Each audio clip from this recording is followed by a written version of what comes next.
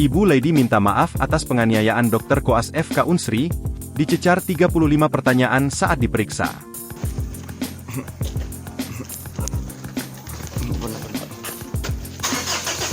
Tadi berapa pertanyaan Bu ditanya Bu?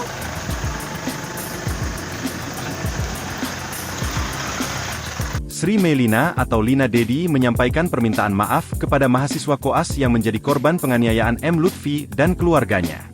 Permintaan maaf itu disampaikan Lina di Polsek Ilir Timur II setelah menjalani pemeriksaan sebagai saksi kasus penganiayaan yang melibatkan sang sopir, Fadila alias Datuk, Selasa, 17 Desember 2024. Saya atas nama pribadi dan keluarga meminta maaf kepada Ananda Lutfi dan keluarga atas kejadian pemukulan yang dilakukan sopir saya, Fadila, ujar Lina yang tertunduk dan menggunakan masker.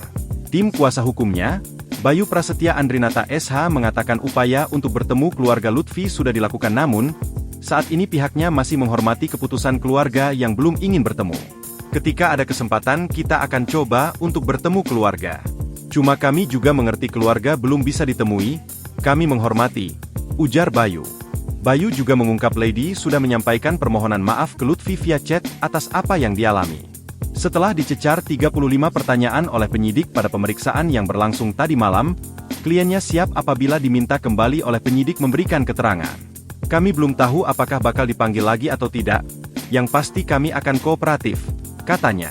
Sri Melina dan anaknya Lady menjalani pemeriksaan sebagai saksi kasus penganiayaan mahasiswa Koas FK Unsri selama kurang lebih 11 jam di Polsek Ilir Timur II. Ibu dan anak itu didampingi kuasa hukumnya tiba di Mapolsek Ilir Timur II sejak Senin, 16 Desember 2024, sekitar pukul 13 WIB siang dan pemeriksaan selesai hingga pukul 00 WIB, Selasa, 17 Desember 2024, dini hari.